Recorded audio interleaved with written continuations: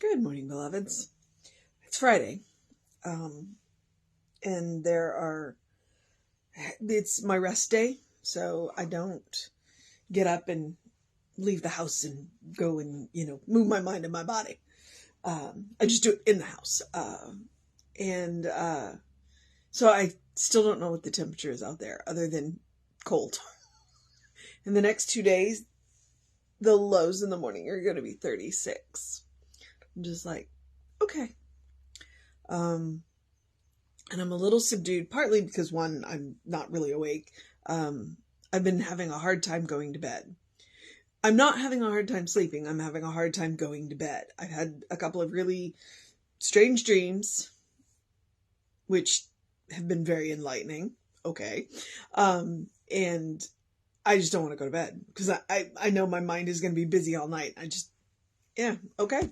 So, and that's just what it is. And also Ruth's memorial is Saturday.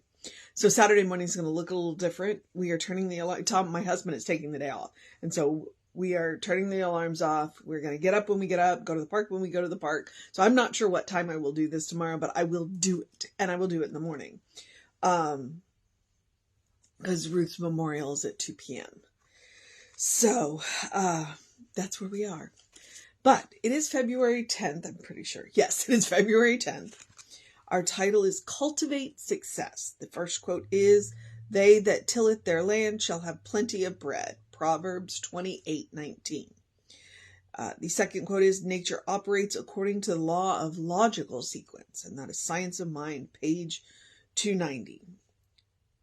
Once there was a gardener who had the most beautiful rose garden in the whole countryside. People came from all around to see the variety and magnificence of his roses. When asked how he did it, he only commented, "It takes shoveling a lot of manure to get a rose." Of course, there was more involved than just fertilizer. It also took watering, weeding, pruning, tender loving care, and patience to achieve such a garden. The gardener's story came to mind when I was discussing my son's education with them. They asked, why can't we just take classes we like and forget the rest? They argued that studies not directed towards their goals were unnecessary side trips. I explained to them that, like the requirements for the rose garden, each stage of growth is important in reaching a goal. All of our experiences help us gain more awareness of who we are and nourish our garden of success. The same is true regarding spiritual growth. We must start where we are, study and meditate on the principles of living that are in agreement with our inner wisdom, then put these principles into practice. Our consciousness needs to unfold at its own pace. Given patience and time to digest our experience, we grow solid in our confidence in what we know and believe.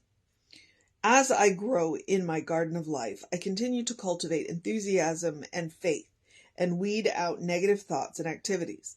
I nourish my mind with positive conclusions about myself, my relationship, my career, my goals, and I am patient and loving with myself.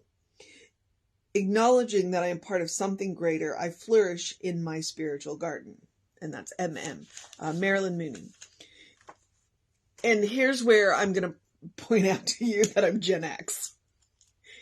My father probably still is an amazing gardener. I haven't been to his house in a while. But growing up, my father was an amazing gardener. He grew the most amazing flowers, specifically irises. I don't know why he grew irises. Maybe someday I'll ask him, but he grew absolutely phenomenal irises. And they were big and beautiful, and I love irises to this day. And for him, it looked effortless. And I'm sure it isn't, because that's one of the gifts that I got from my father. There are a lot of things that I do that I make look effortless, much to Tom's chagrin.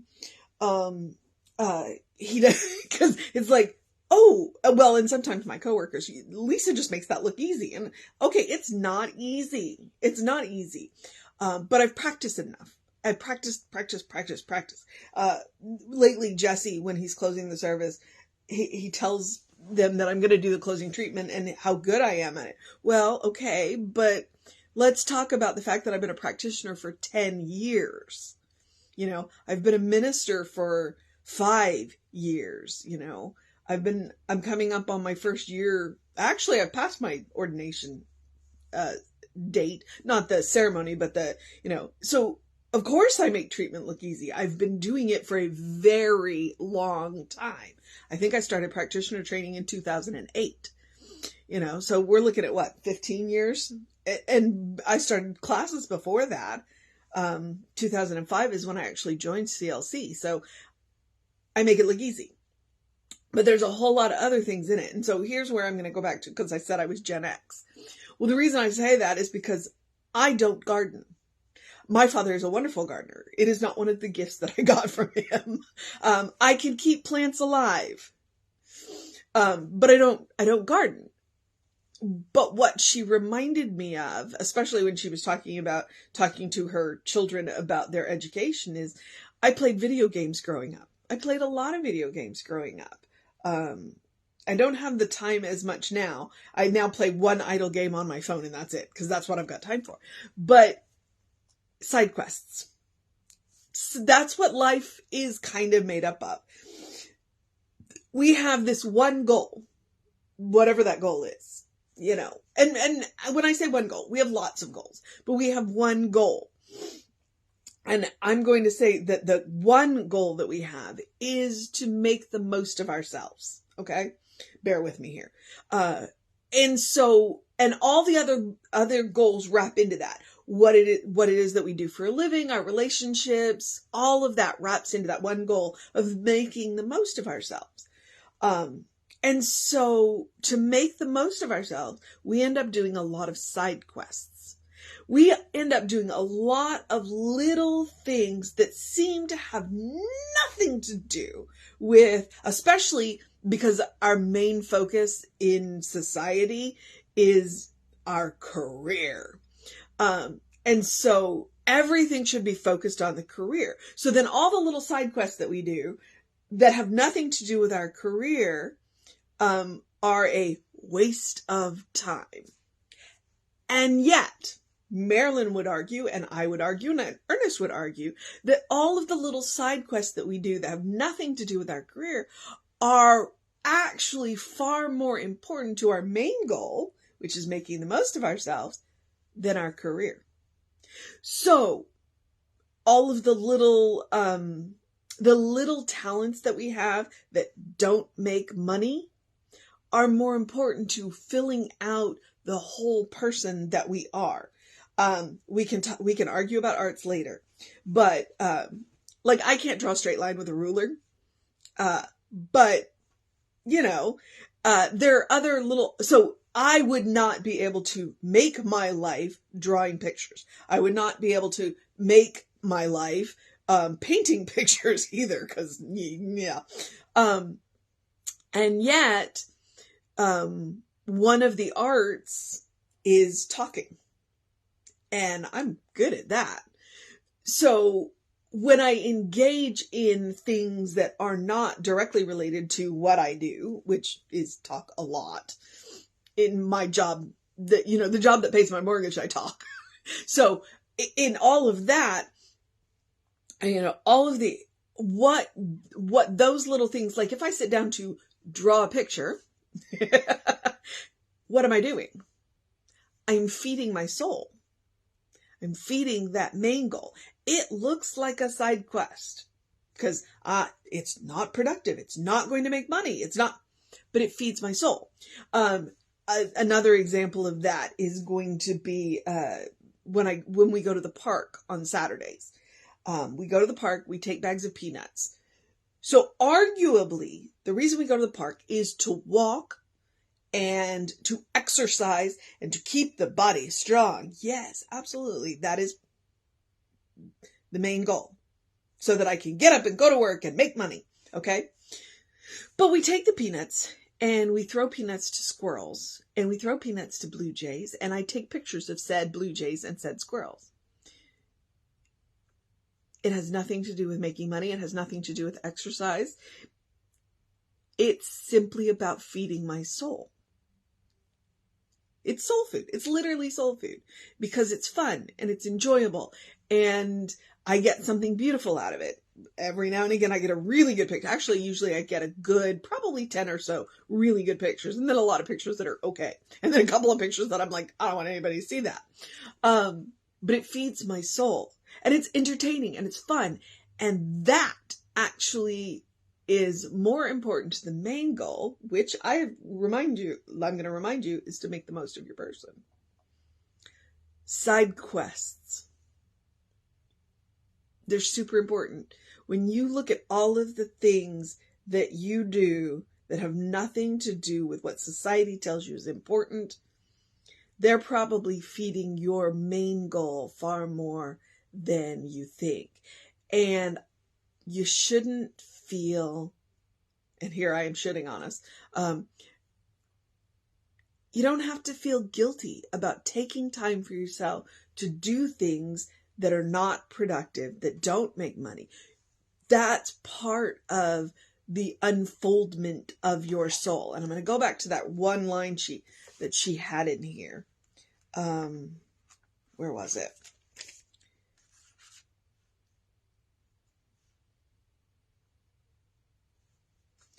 I explained to them that like the requirements for the rose garden, each stage of growth is important in reaching a goal. All of our experiences help us gain more of awareness of who we are and nourish our garden of success. All of our experiences. And sometimes the side quests are a little more important because sometimes that's where we find our love. The same is true regarding spiritual growth. We must start where we are, study and meditate on the principles of living that are in agreement with our inner wisdom, and then put those principles into practice. And really, honestly, side quests are one of the great places to put those principles into practice. They're a great place to test them out. And then when we become more confident, then we start adding those principles into everything we do, including all of the productive things that we do, according to society. So,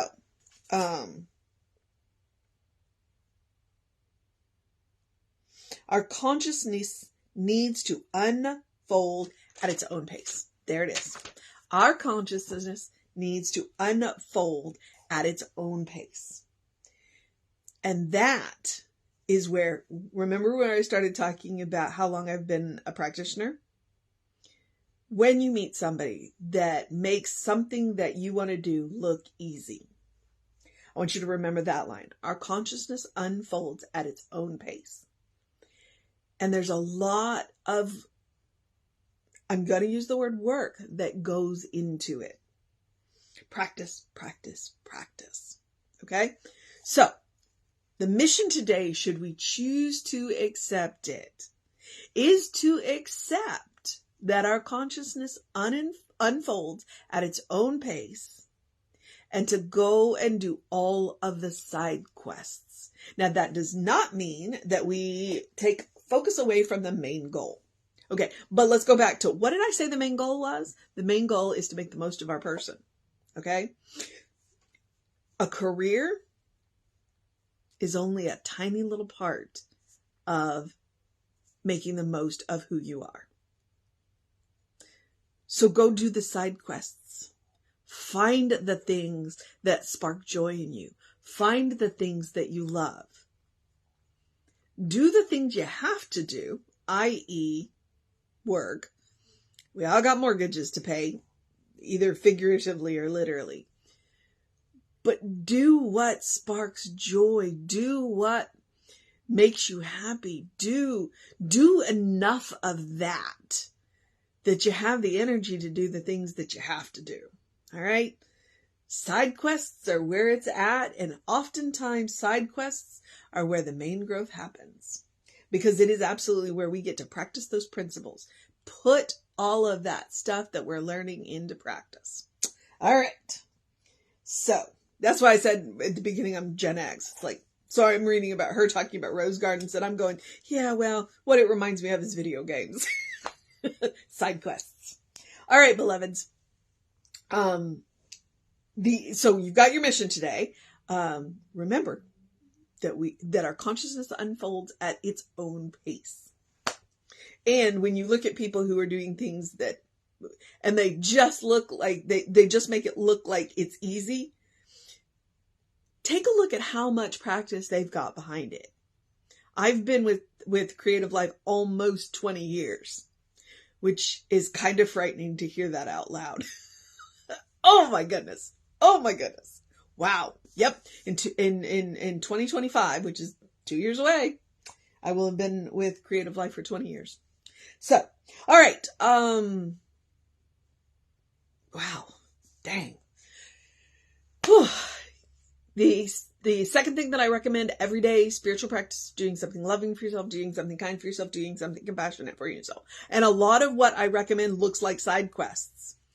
Eating dessert first, taking a deep breath, taking a walk, taking a nap. All of those look like side quests, but they are as important to the main goal as, getting up and going to work.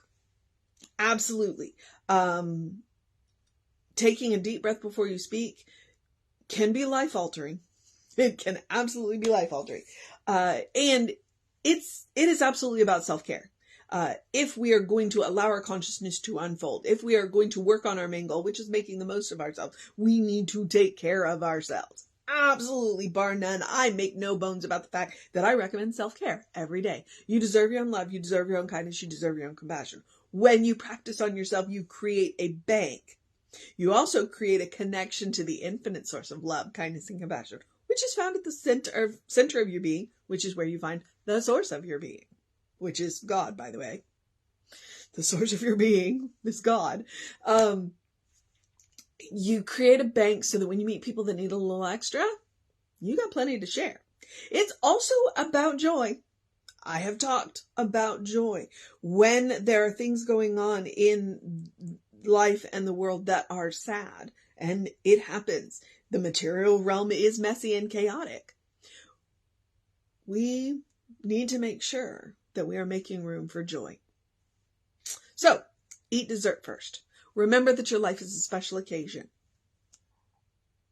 Don't save the good stuff. Use the good china. Wear the nice clothes. Do what makes you happy. Okay? Everything in moderation. Do it responsibly. But do what makes you happy. At least some of the time. Okay, hopefully you can translate that into most of the time, if not all of the time. Because here's what I'm going to remind you in a minute. Heaven is a state of mind, not a place.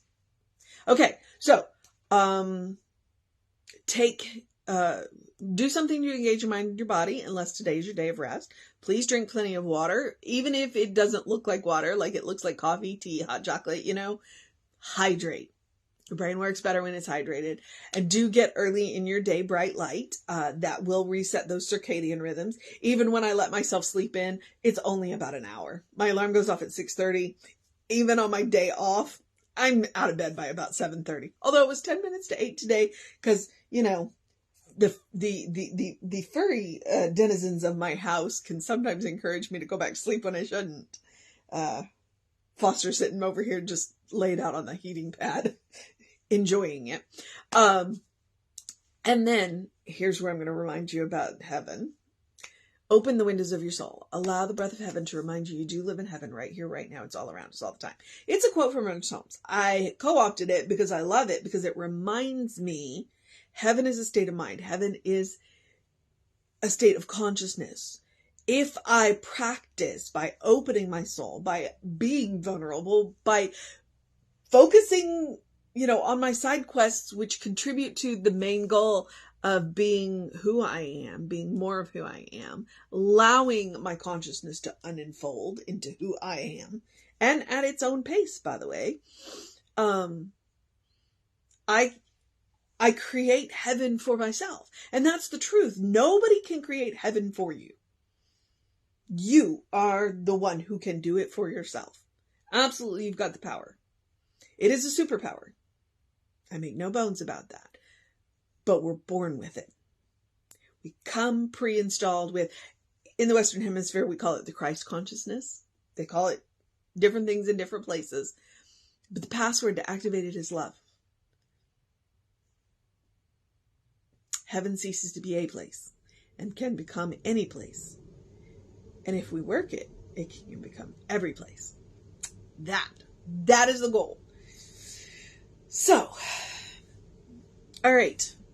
Ugh, I need to move on. Oh yeah, I definitely got to get going. Okay.